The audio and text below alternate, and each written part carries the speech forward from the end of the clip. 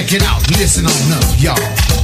Not busted, that cat has took away all of his crack, stuck him in a 3x4, and they said they'll be outside the door.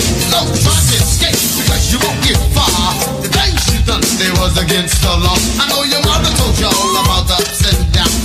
You did the crime, you got to do the time. Cat in half used to do smack, now he does crack, he can't get back. Take him on back, I take him on back, I take him on back, y'all. I'm talking about cat in the head, used to do smack, now he does crack, he can't get back. Take him away, take him away, take him away. Because I'm busted, that cat had took away all of his crack, stuck him in a 3x4, and they said they'll be outside the door. So don't try to escape because you won't get far.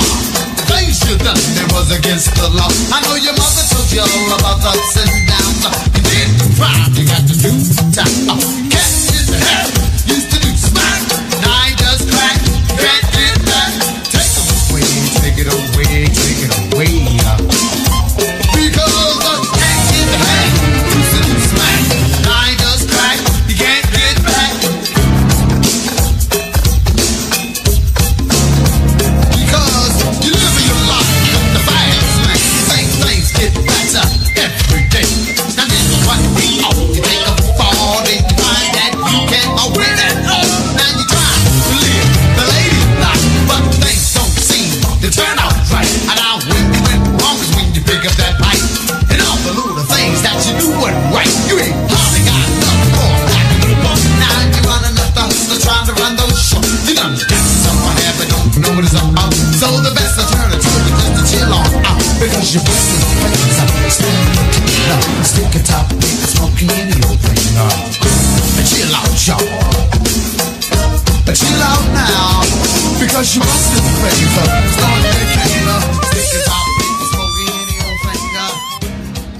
Hello, hello, hello, and welcome to another episode of the Mignon Show. Thank you so much for tuning in. Again, we have our lovely celebrity. It's that bee sting. So I know, y'all got excuse me, I just got stung by a bee, so I'm trying to keep my focus on the show and not my finger.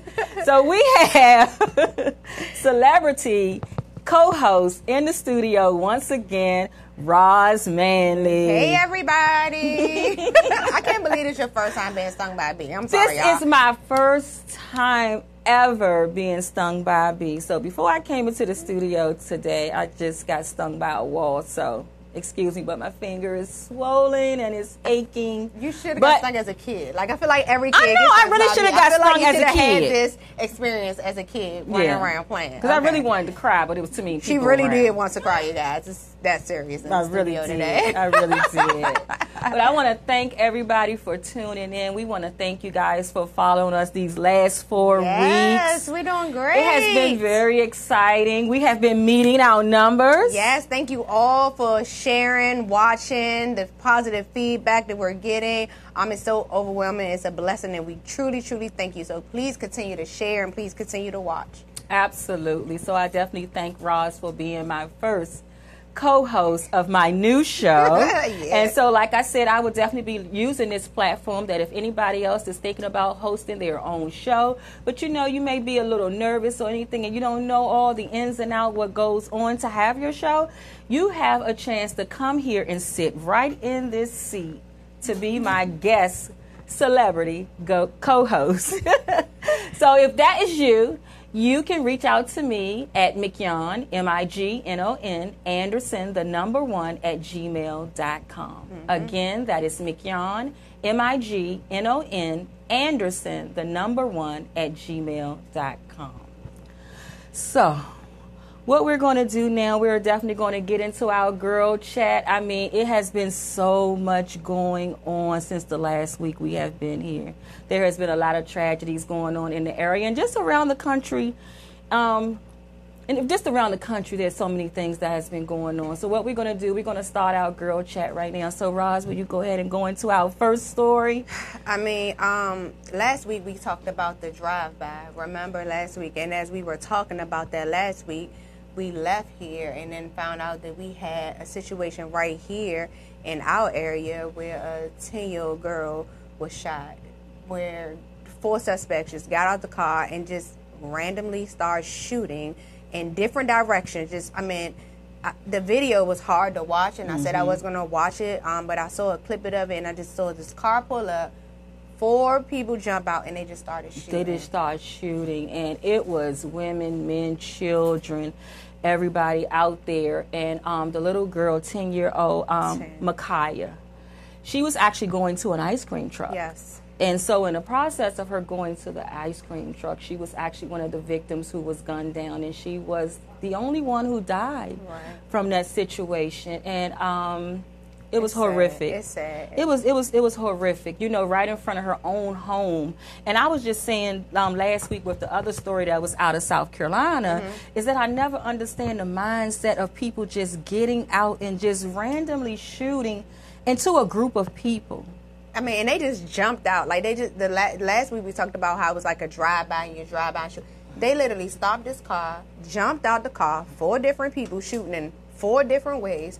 This young, innocent child, life has been taken. Her sister was shot, too. She didn't die, but her 18-year-old sister was shot also. I mean, it just literally breaks my heart. We can't send our kids to the ice cream truck. Yeah, and they still don't even know who the intended target was. Or even if it even was. Exactly. They could have just been randomly doing it. They just do whatever, you know. It's sad. Our heart, our prayers, our mind, our thought. Sorry, I'm getting choked up because it's just so hard to just watch that. It is hard. And you know, it's another mother that have to bury her daughter prematurely. 10 years old. 10 years old. 10 years old. That should have never happened. Never happened. And I seen the mother on the news. They had a visual for her yesterday. And just to see the mother in so much distress. Yeah, it's you know, hard. So much distress. It was just so heartbreaking. And have they caught any of the guys yet? I know they found out they did find the vehicle. Right. So that's the last thing I saw today.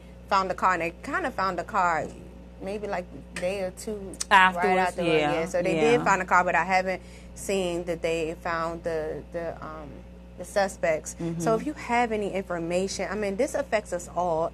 Everyone who watched that shed a tear, shed a prayer, held their kids, did something. So this affects all of us. It affects our community. I constantly say we have to take our community back. And if we want to take it back, we can start right here because someone saw something. All these cameras and all this. I mean, I get traffic tickets for everything. So all this stuff, I mean, you can see something. But you know what was so funny to me? One of my Facebook friends had said, you know what, that when we looked at that picture of that car, and it was so grainy like that. But yet when you drive and you get your car in the mail for a ticket, it's just crystal clear. Exactly. You see every number, every letter. Zoomed in. I can't even lie. You mean to tell me that they can't put better cameras up in the... I don't think they want to know who's doing it. Me personally. Because that don't make no sense. Now, when they want to make money, it's crystal clear.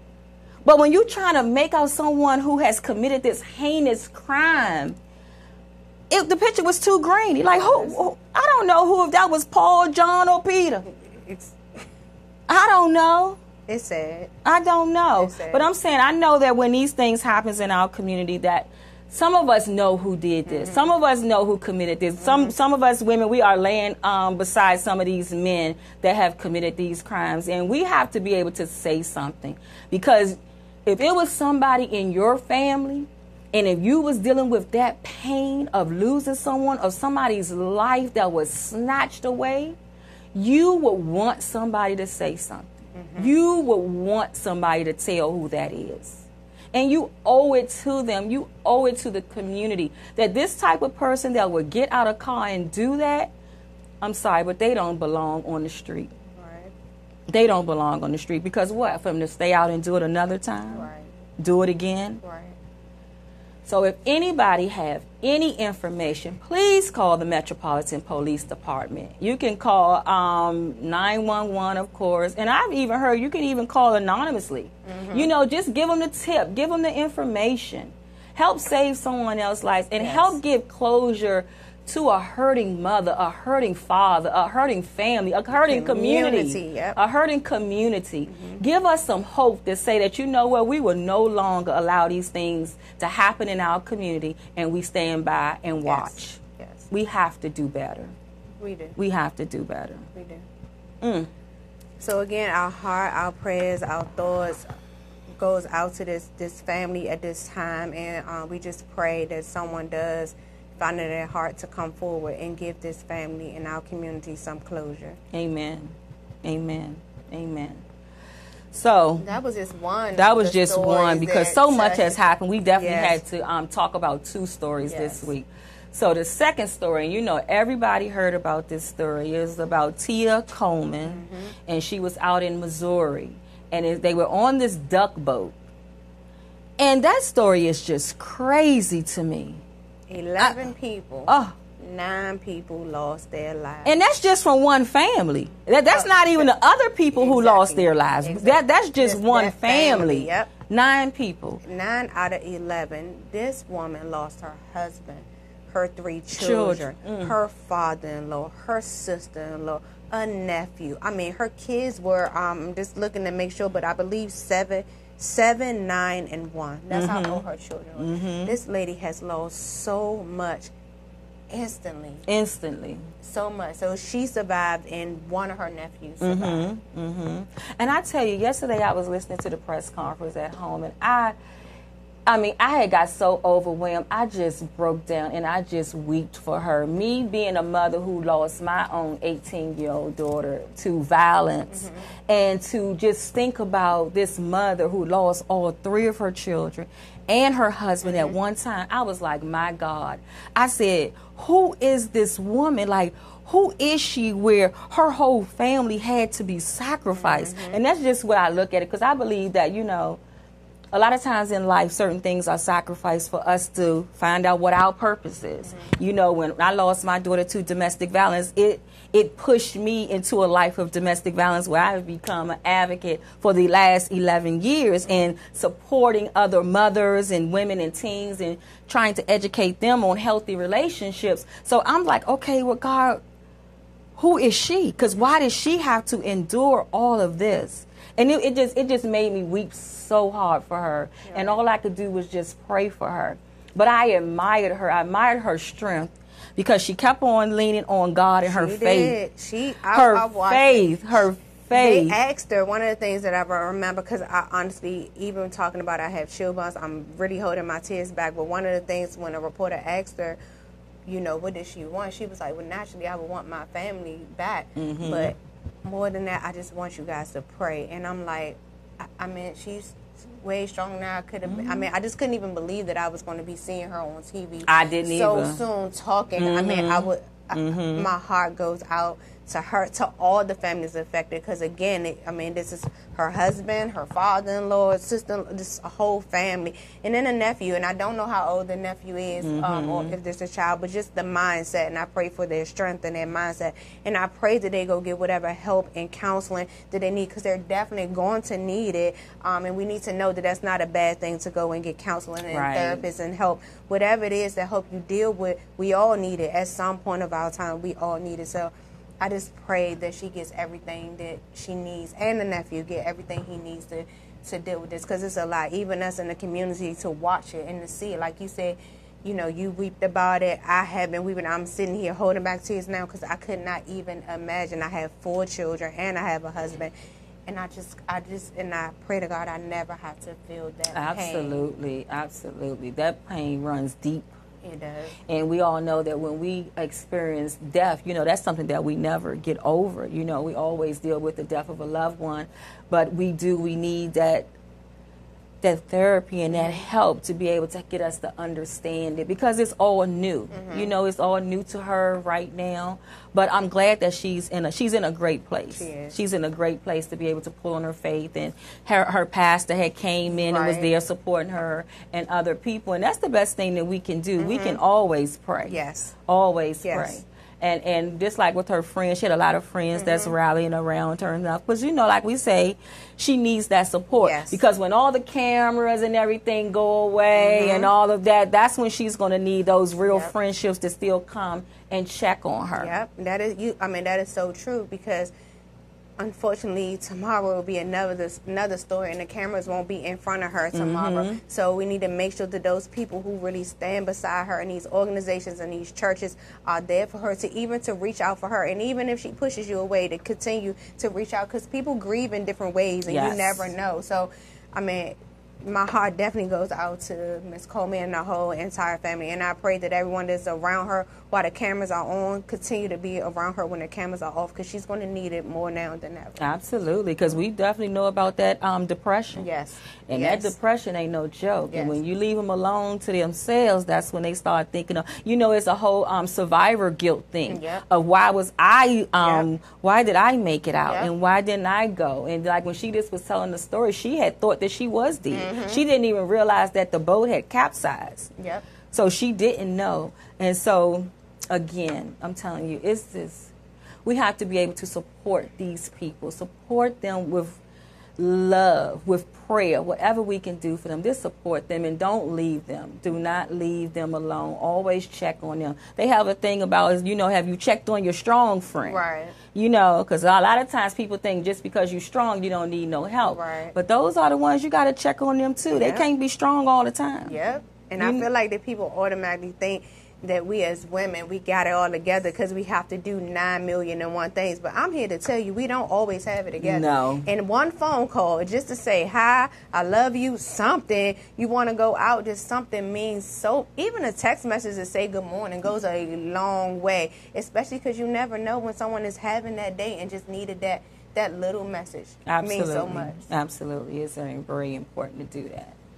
Well, that is definitely our girl chat for the week.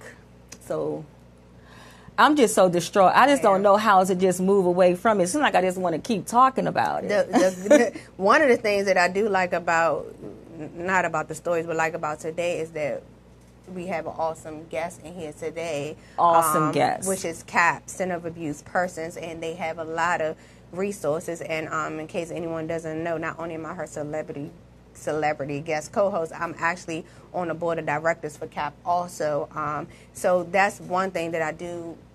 I'm glad that they're here today just to say the kind of resources that they have in Charles County, because someone, again, may be looking and needs to hear this and needs to know what's out there. Absolutely. We always talk about that. People don't know what's out there. I didn't know what was out there. I didn't know what resources I had. I thought I was the only ugly Betty going through what I was going through. Didn't know it was like a whole, thing. So we need to get that information out.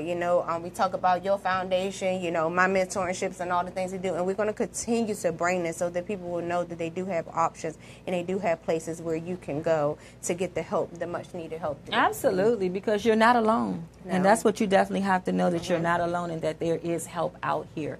So Roz is exactly right. We have an awesome organization here today. It's CAP, the Center for Abused Persons. So we're going to take a break, and when we come back, we're going to have them at the table. So thank you for watching, and also subscribe to the YouTube channel. Yes. We'll be right back. Thank you for watching.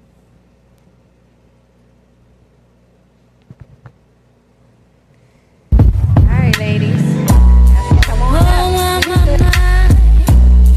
I'm feeling high. My money's gone. I'm all alone. Too much music. The world keeps turning. Oh, what a day. What a day, what a day. Peace and blessings manifest with every lesson learned. If your knowledge were your wealth, then it would be well earned. If we were made in His image, then call us by our names. Most intellects do not believe in God, but they fear us just the same. Oh, no, no, no. My life keeps moving like a rolling stone. Oh, no, no, no.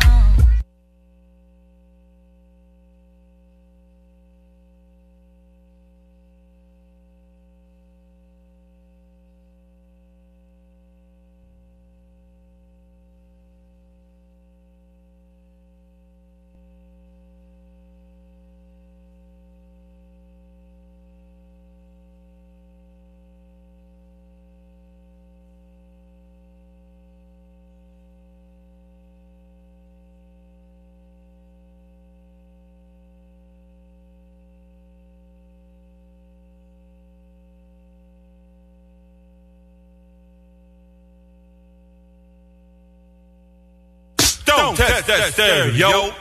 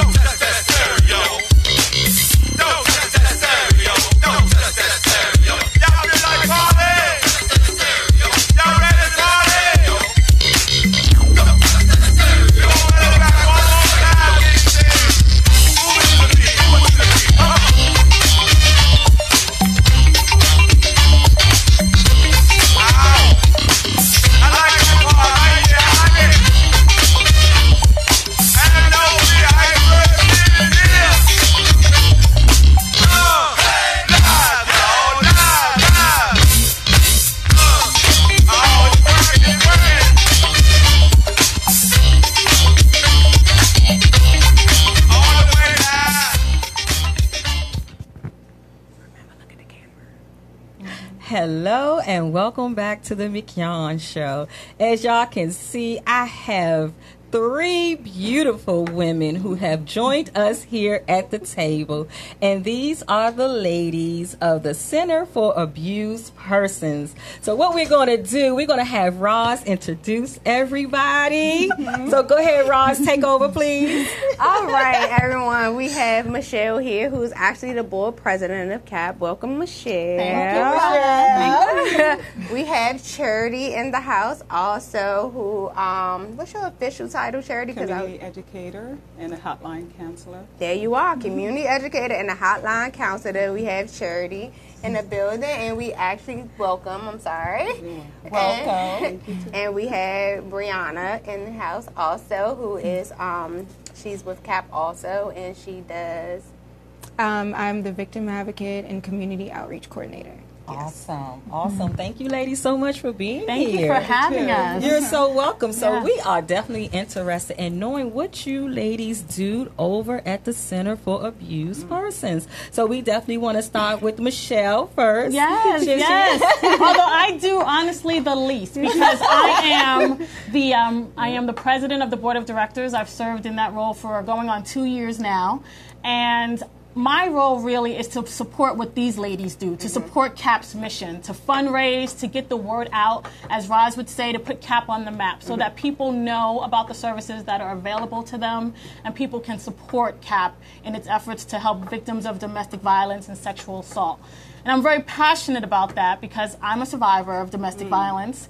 And for many years, I prosecuted domestic violence offenses in D.C. as a prosecutor, including homicides. And so it's something that's near and dear to my heart. And I think that it's a mission and a purpose that not everyone wants to talk about. Because it's not that warm, fuzzy, subject that people want to admit to or discuss. And so our goal really is to get people talking, to get people aware of what's available to them, and to get people active in their communities. It takes one to save one. And so those of us who have been through those kind of relationships, I think, have a lot to offer. But I'm going to let Charity and Brianna talk specifically about CAP services. Okay. You want to go first, Charity? Okay, I can go first. Okay. So I started as a volunteer. When I called in, I was actually having a course that had to do with prevention and crisis intervention. And my lecturer was like, you need to look for a crisis center to go volunteer so that you can have hands-on experience on what they do there. So I called the Center for Abuse. I never knew, we had one so close to us there. And I just called and said, could I come volunteer? And they're like, yeah. And before I knew it, they were like, could you work over the weekends with us? I'm like, great. And I'll say I'm originally from Africa, and we have a whole lot of such experiences that we count as a norm. So I was able to, find out that this is not normal, and pass on that education to others around us here within Charles County region. I go doing community education because it's better to get the word out there and help someone to either find their way to us or learn about this and not get into such situation in the future. So it's helping me here, and definitely I'm taking the word back home too. So it's on a broader level.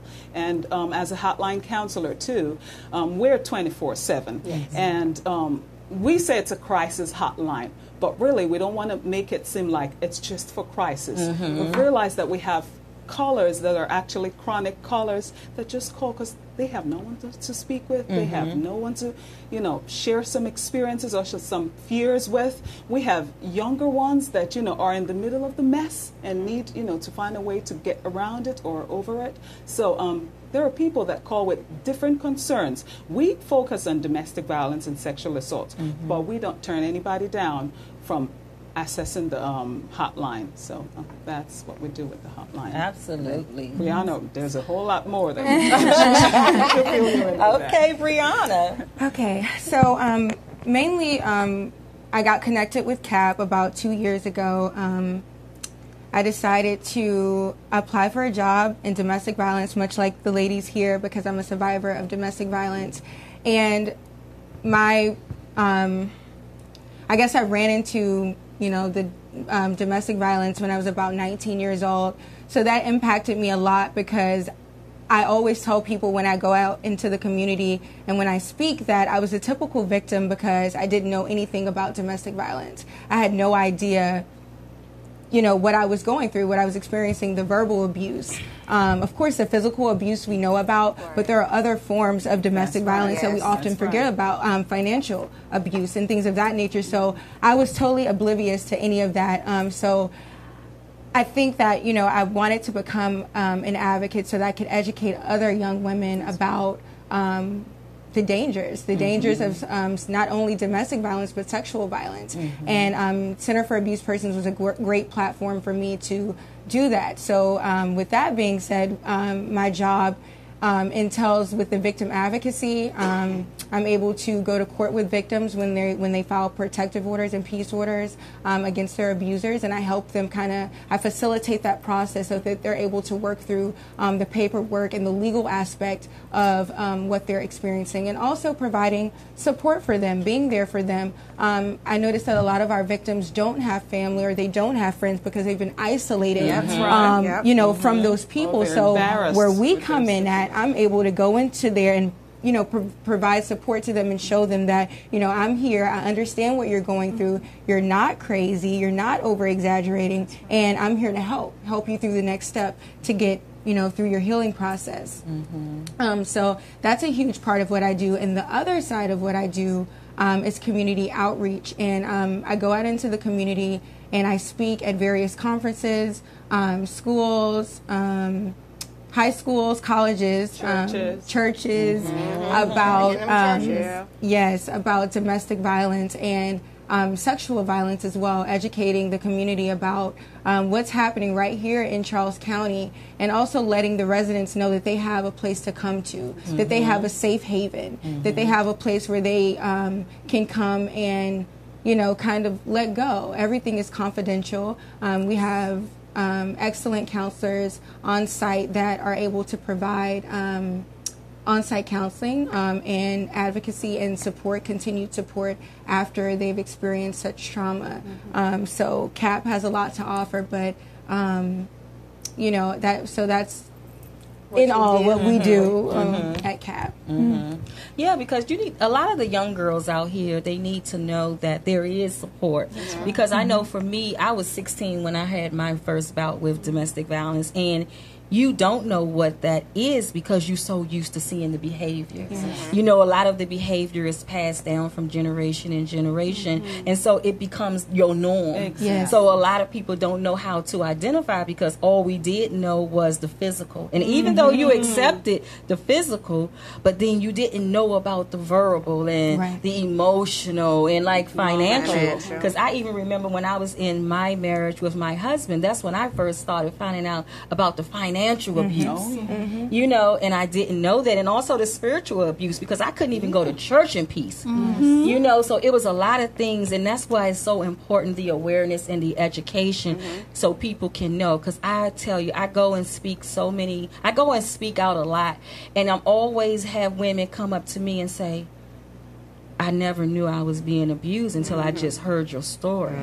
You know, so it's important that as a survivor of domestic violence that we share our stories because we never know who's listening and who we can help to pull out of that situation. So I just thank God that now there are organizations as CAP, and also I started an organization in honor of my daughter. She was 18 years old when she lost her life to domestic violence in 2007.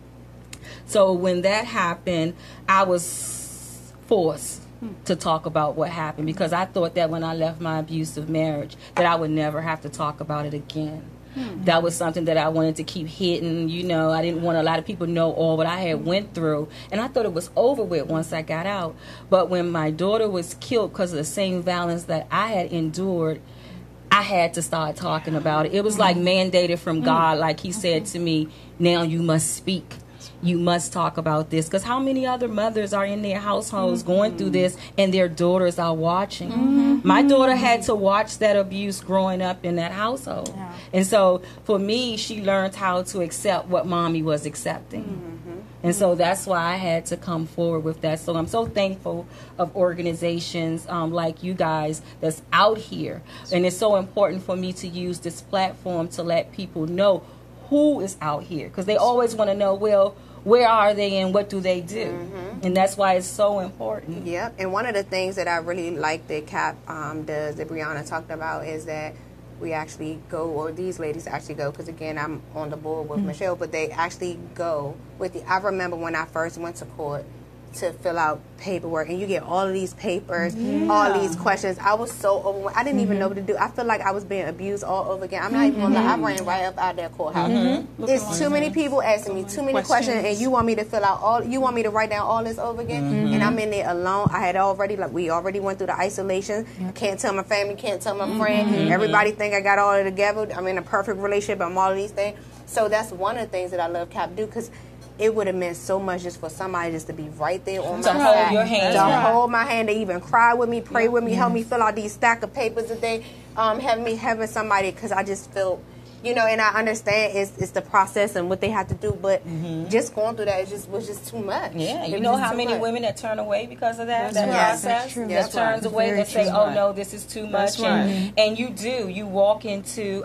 these situations when you go to court and you got to talk to the attorney and you got to talk to an advocate and you got to keep telling your story over and over again. Yes. And you know, everybody don't have that that patience, that gift of service to help you. You know, you go there and you make it feel like they act like you're a burden on them. You know what I'm saying? So it's important to have people who have experienced it, that knows what that feels like, so they can have the compassion. Because it takes compassion to do this work. And because some of the people, when they have been in their role so long, and I hate to say it, but some of the people are just like so numb to it. So it's just like you come in and it's just like automatic. Well, it becomes a system. It's a system. It's a criminal justice system for a reason, and because, you know, but I think as a prosecutor, if you're doing that work, your goal always has to be to treat every individual as an individual. They can't just be another case. And I think because I had been through this situation myself, I always saw me sitting Right. across the table, and how would I want to be treated, and how would I want Yes. someone to approach my case. And you know, in DC, it's very hard. You have a lot of women who will, you know, they'll call the police when they're in that emergency, but then when it's time to go to court, they don't want to pursue the case. You know, and unlike a lot of other jurisdictions in DC, you can still go forward without the victim. So then the victim becomes your enemy. They're mad at you because here you are breaking up my relationship, and nothing happened, Miss Bradford, and I've told you I fell, and why are you saying, you know, and so I had to have that compassion. Like, I understand you can't do this for yourself right now, so I have to do it for you. And I honestly think that you have to be called to do that kind of work. It can't just be something I want to do for my resume. You got to be called to do you it. definitely have to be Definitely called agree to with do that. that. It definitely you have to be It's a anointed calling. to do It's that. definitely a calling. And I do know when I resigned from my corporate America job 2 years ago because I knew that job. I was in a job making an awesome paycheck, but it was absolutely not my calling and not my purpose. And when I left my job, November the 19th, I called my husband and was like, I did it. And he was like, you finally did? I was like, because no amount of paycheck is worth more than somebody's life. And what my story does and what I'm supposed to do, I'm supposed to let his light shine through me so that I can help someone else. And everyone had their opinion about what it's supposed to do, but again, it was my calling. That's right. My mortgage still paid. My kids are still fine. I am still married. So, you know, so when it's your calling and your purpose, you have to do Pursue what it. you're called and what you're doing. Because what I went through is a testimony for someone else. What you went through, what all of us went through. And now we're out here giving back to the community and trying because you and I always talk about how my daughter is 5, you have your cute little grandbaby, and the only time we want them to hear about domestic violence is in some history books. That's right. We want to eradicate this whole thing. Like, that is my main goal. I don't want my daughter to have to ever hear about this. And to experience that. Definitely, you know. We try to cover every avenue. We work in collaboration with the Sheriff's Department, the hospital, the courthouse. So, like, if you're in the hospital and you came with the ordeal of being either sexually assaulted or being physically assaulted, we try to reach out to every avenue so it doesn't seem like I couldn't find any help. So wherever you go for help, you're definitely going to get help. If it's with the Sheriff's Department, we collaborate with them. When they're on site where the domestic violence situation happened, they call us and let us know so we could follow up with such client and, you know, create a safety plan or whatever they need to, you know, get out of that situation. And one thing that we're trying to do now, because most times I heard a woman, you know, ask me when I told her, I said, we're here to help, we're going to help you. She's like, it seems like you're here to help me, but along the road, I'll feel dumped, especially when I need a job or an accommodation or something. So I'm thinking about the future. You might be there for me right now, but what happens when, you know, you leave? So that's one thing we're trying to follow through with. Get them a safe place to start with. Make sure they're on track to financial independence, and then their children are safe, and also so that's we try to reach, you know. And that is big because I do that as well. I have a tour that we're going around the country. It's called the Healing Lives Tour, and we do just that. We talk about life after abuse. That's right. And our main key components that we use in this is that we try to teach people how do you go after you move away and get out of the situation. How do you co-parent? Because you still have children that have to be raised, and a lot of times it may be with your former abuser.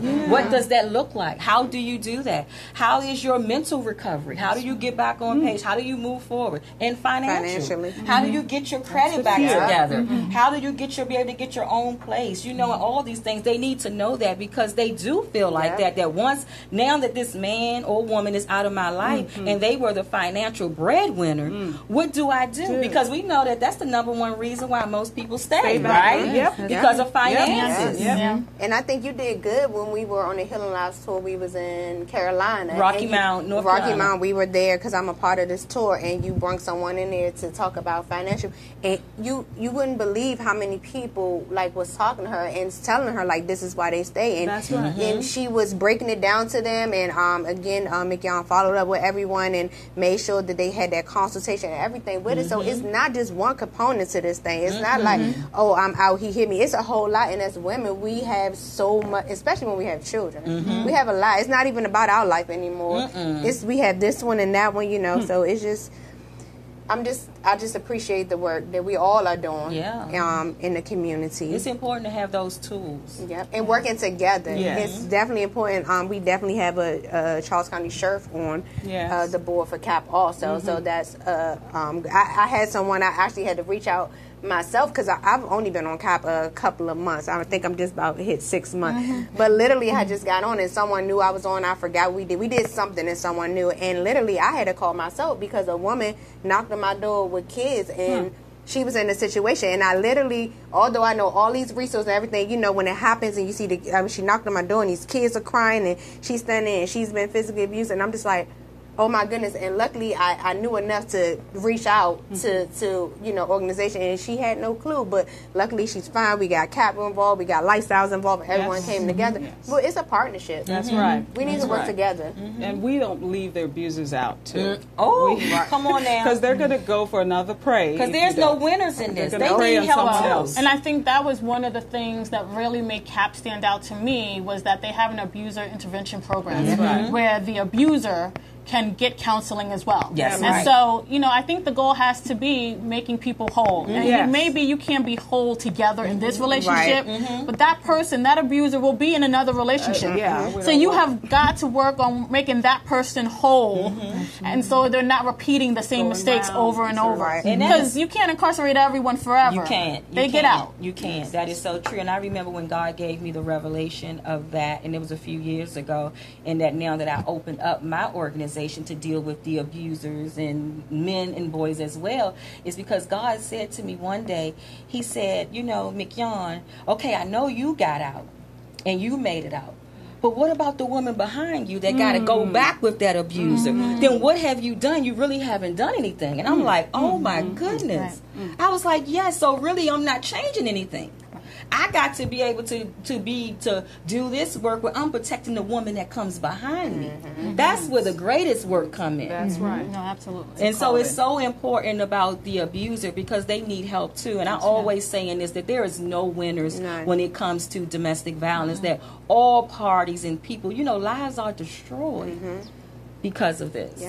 So we have to look at that and, you know, be able to support them as well. And we know, and you know my story about, you know, women are abusers too, because I was in an abusive relationship with my husband, then all of a sudden I became the abuser, then I was the one got locked up because I ended up stabbing him. You know, and so it flipped. And because that one time my mother forced me to file charges against my husband, saved me from going to jail from stabbing him, because it was documented.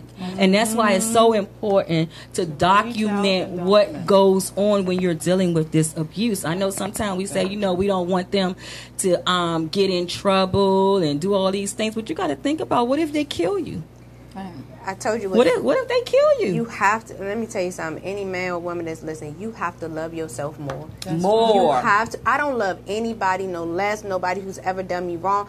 I just love myself more. And when I start loving myself more, those thoughts of what if they do, I had those thoughts no more, because right now I need to think about me and my life and what I was called here to do. I can't think about that. So my thing is, love yourself more. Because when I start loving me, all that other stuff that I was thinking about, that went out the door. Out the window. Out the window. Because I was not called here to be abused in no way, shape, form, or fashion. You just got this one life to live. Exactly.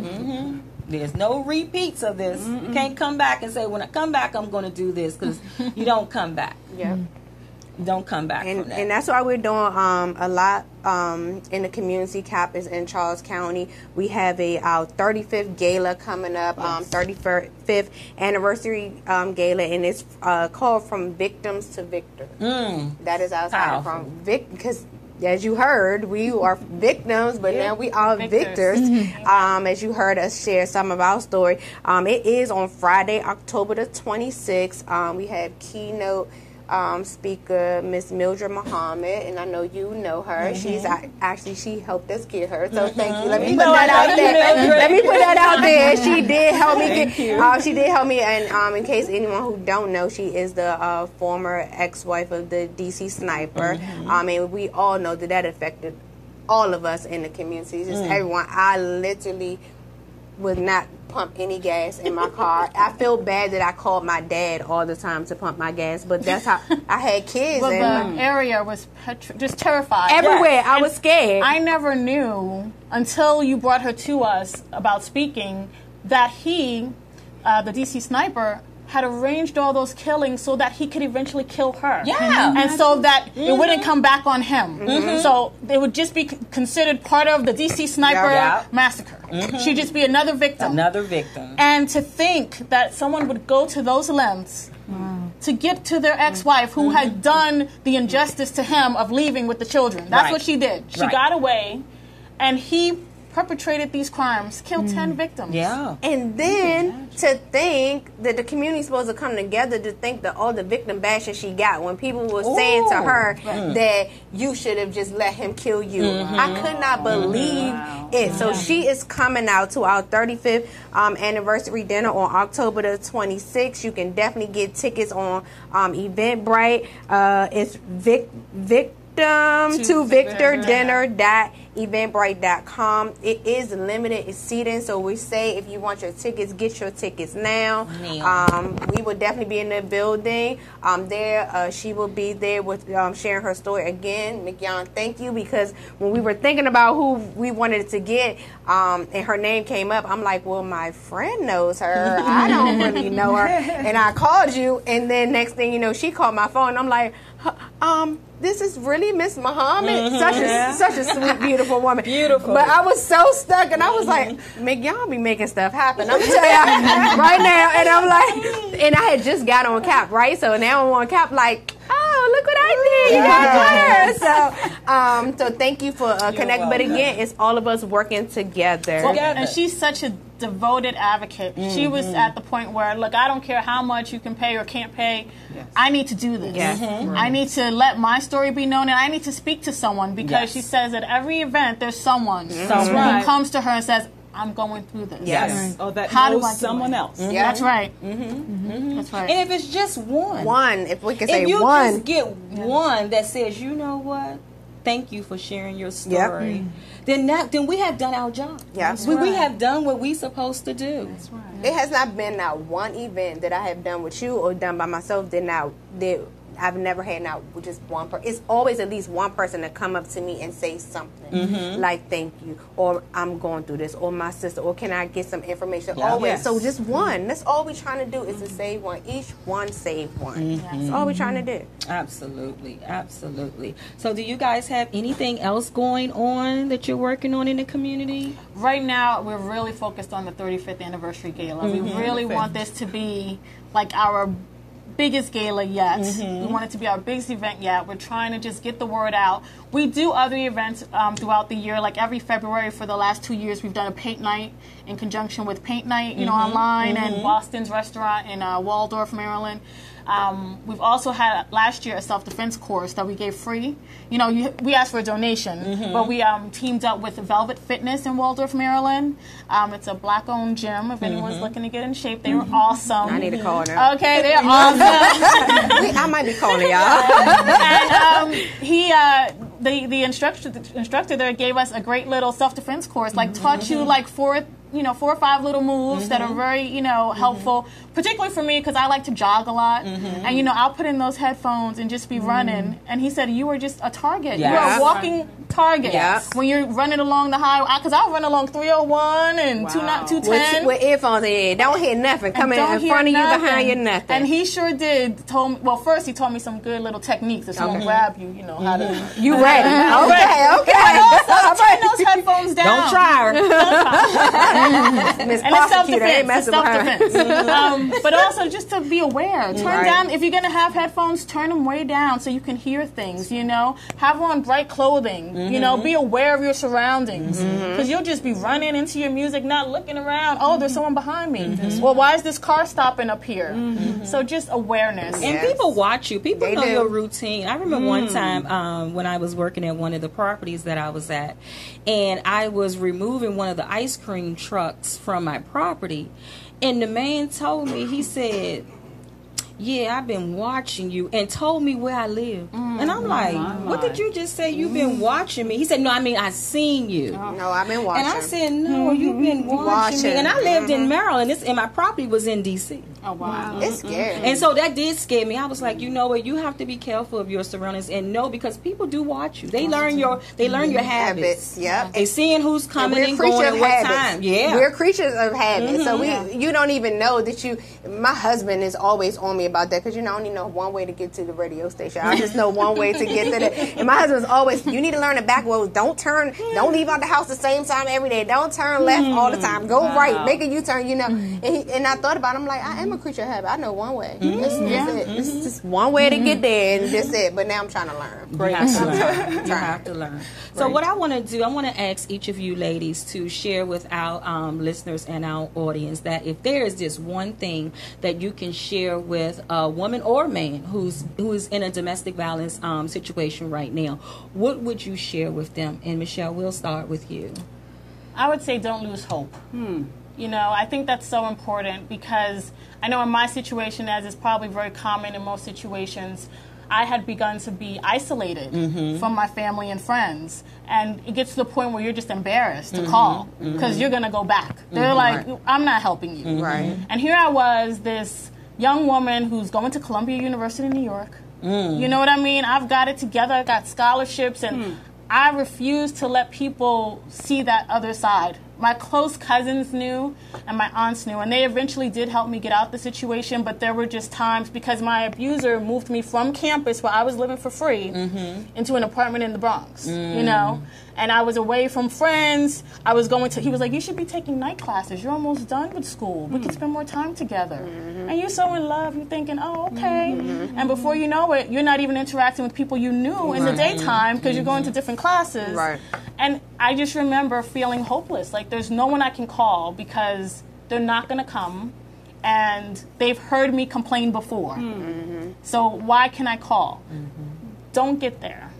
Someone will always listen. And as much as your family says, listen, I'm not coming again, they're going to come. Yes, they will. They love you. They're going to come. They will. And CAP is there to give you hope as well. You can call their hotline. I have the number here, because I did want to give out the. Do you have it with you? It's 301 Yes. 645 3336. There we go. The second one, just in case, 301-645-3337, just the last digit. Okay. And you can go online to CAP, Center for Abused Persons, charlescounty.org. And it's so cool. I was on the website, and they have an emergency exit button. So, like, if someone came into the room, it looks like you were just, Googling weather or something, so that they don't see you on the website. That's right. But don't lose hope. Amen. There's always hope. Amen. Awesome. But my God saw me through it. But I tell you, more than anything, it was just my faith and my knowledge. Like, I'm gonna get past this. I'm meant for more than this. And you're doing great things. Well, thank Looking you. beautiful, Yes. doing great things. You got them self-defense Life classes. after. There is life after. Amen. abuse. We're There is both life married. after abuse. Yes. He's married, I'm married, and we happy. So it And I will be married. She will be. We I name met it him yet. But he's there. He's waiting. Okay, so Brianna. So I would say, just to piggyback off of what Michelle said, just don't lose hope. Just don't give up, because I just can remember being so young and not really knowing anything, because I was only 19 years old. I was in college as well, on a college campus. My mom lived 16 hours away. And she was the only support I had. I grew up in a single-parent home, so she was the only support that I had, the only family that I had. And my abuser kind of isolated me from her. And so I was left at a point where I didn't really have anyone, and I tried to reach out to my friends around me. And because we were so young, too, I don't blame them now, but they didn't quite understand what I was going through either, so they weren't able to help me in the ways that I needed. So I think the biggest thing is, if you don't have anyone, just to reach out to the resources around you, to research, to, even if you're feeling down and you just need someone to talk to, there are multiple crisis hotlines. There are even, outside of Charles County, there are multiple crisis hotlines that you can call and speak to someone about what you're going through, that can lead you to the resources that will eventually help you to get out. Because, I know there are a lot of people who don't feel like they don't have anyone to tell. They don't have any family that's going to show up. So with that being said, I just think, that's where resources come into play, and that's where we come into play, because we're here for you in the event that you don't, have that support 24/7, 365 to reach out to. And I think that's so important. And I wanted to add, if you're a friend or a family member of someone who is experiencing this, stick with them, stick by them, because the most important thing is that I know some people get frustrated, they get tired, they get agitated with the situation, with going back. Most likely in a domestic violence relationship, the victim is going to go back at least once. I went back 3 times, and I know it can be frustrating and it can be hard to understand from someone on the outside, like, this person is abusing you, they're hurting you, why are you staying? But it's more complicated than that. It's a psychological trap, and it takes time to get out of. And if you're a friend or a family member of someone, just stick with them through it all. Although they may fall off the bandwagon, they may go back, things may happen in the interim, but you have to stick with them if you can, and be a friend and be of support, and let them know that you're at least there when they are ready to leave, when they do get the strength and the courage to say, you know what, I'm better than this, there's more for me out here than this. Be there. Absolutely. Thank you for that. That was major. Okay, Charity. Okay. So I'll say the first thing that came to my mind when you asked that question is, you're not alone. You're not alone. The statistics we have now says every 9 seconds, someone is abused. And that shows how, alarming it is. But still, you're not alone. And we have a lot of organizations or movements like the Me Too movements. People are speaking up now. I was a victim of sexual assault, and I come from a very conservative family where you can't have sex before marriage. So I kept it to myself. But my mom is a psychologist, and she could read it. And she's like, just tell me, nothing on earth would make me love you, fall short of that love that she had for me. And that was what brought me out. And I am proud to say I'm a survivor, from victim to victor. And we're here to embrace and, help pull others along this journey. So you're not alone. Absolutely. Thank you so much. I am. We on the same So what page. I wanted to say is that if there's anybody that's experiencing domestic violence throughout the country, there is a 1-800 hotline, and that number is 1-800-799-SAFE. You can call that number from anywhere in the United States, and they will be able to provide resources for you in your area. So I just want to thank you, ladies, for coming out. It has been a pleasure to meet these beautiful ladies, and you guys are doing awesome work.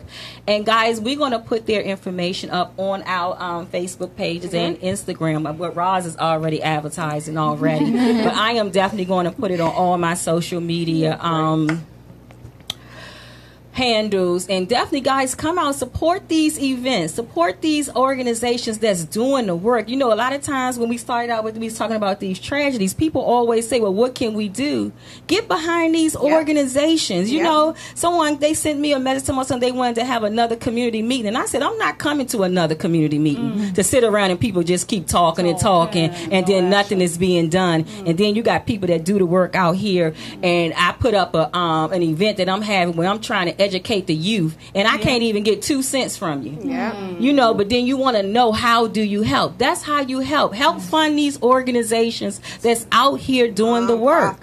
Yes, non-profit organizations. But people always feel as though that non-profit don't make no money. We're going to debunk that, because it takes money to run these organizations. It takes money.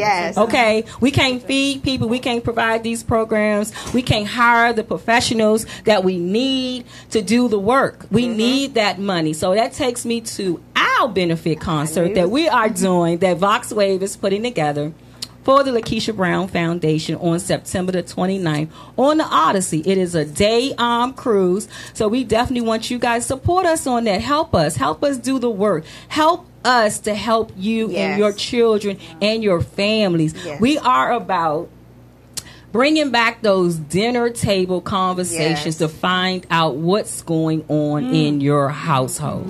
You have to know. You have to know what your children is going through because they're dealing with a lot. They have a lot going on. And I tell you, we talk to these youth and you would be amazed at the things that they are going through. And I know everybody up here at this table can tell you that they are being raped at record numbers. They're being gang raped. They're in domestic violence situation. I done met a little girl who told me her teeth got knocked out and she told her mother she was playing basketball at school.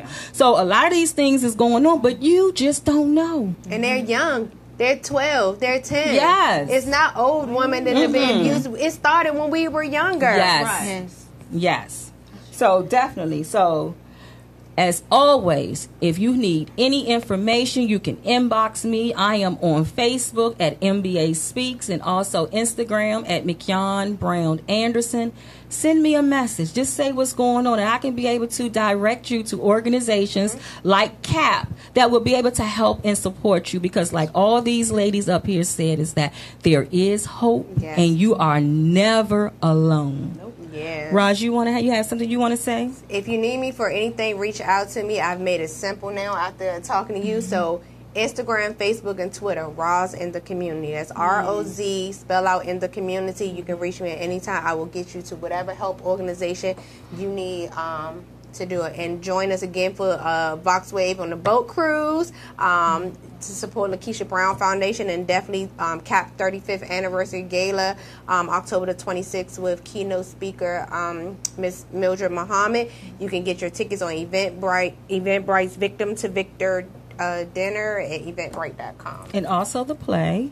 And the play. We are definitely, Mignon and myself and some other amazing, we're going to talk about that next week, right? We have some amazing actors in there. My husband is in that play also. That will be September the 22nd at the Nanny J. Lee Recreation Center. Tickets are selling fast. If you need some, you can reach out to me, Rosin Community, or you can reach out to Mignon. We both have tickets. Help us sell us out. It talks about everything we talked about here, from domestic violence, from sexual assault, alcoholism, to communities pulling together. We have all of that in this stage play. We have 2 shows, 3 and 7 p.m. and it's live, so come support us. Definitely come and support us. Come out and support the people that's doing the work out in the community. So again, we want to thank you guys for tuning in to another episode of the Mignon Show. We thank you for tuning in. We will be back here next week the same time, 6 p.m. Eastern Standard Time. I'm not going to tell you who the guest is. You have to wait till Sunday. But I just want to thank you, ladies. I want to thank you, ladies, for all the awesome work that you're doing, and continue the work. And we are here to help you. So if there's anything that the Lakeisha Brown Foundation can do, Vox Wave can do, and y'all already got Daughters with a Purpose and Man to Man. But anything that we can do together to be able to support each other, we are here, and we can definitely do that. So we want to thank you guys for tuning in. We will definitely see you next week. So thank you for tuning in. God bless, and have a great night. Thank you. Good night.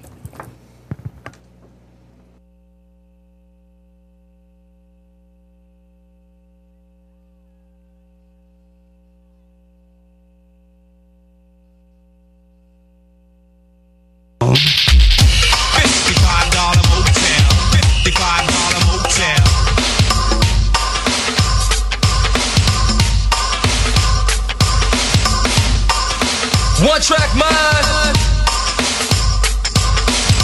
It all mine. It all started 12:01 was the time. One man, $100 and a one track mind. Tired of being broke ain't no joke. Contemplating, perpetrating, selling coke. Then my eyes blink. I start to think about the career of Stinky Dink. It's time to go hard. Develop a one track mind. Ask God to be my guide and come to create the riggedy roll one son of a gun this day.